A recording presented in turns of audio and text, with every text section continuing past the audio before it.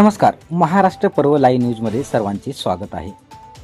ज्योती पवार मिरासे आदर्श police Patil पुरस्काराने सन्मानित.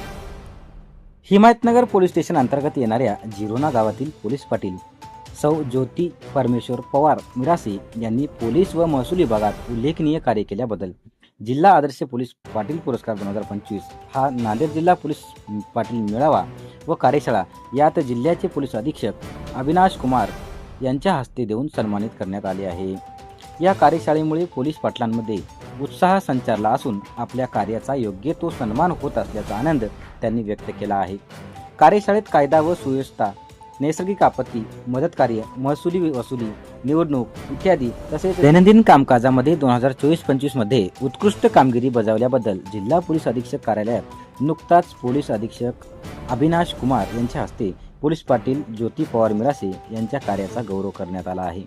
ग्रामीण भागात उत्कृष्ट कामगिरी केल्याबद्दल हा पुरस्कार देण्यात आला आहे. यावेळी कार्यक्रमास प्रमुख पाहुणे म्हणून अपर पोलीस अधीक्षक माननीय श्री सुरेश गुरव व श्री धरणे डॉक्टर अश्विनी जगताप व इतर पोलीस अधिकारी उपस्थित होते.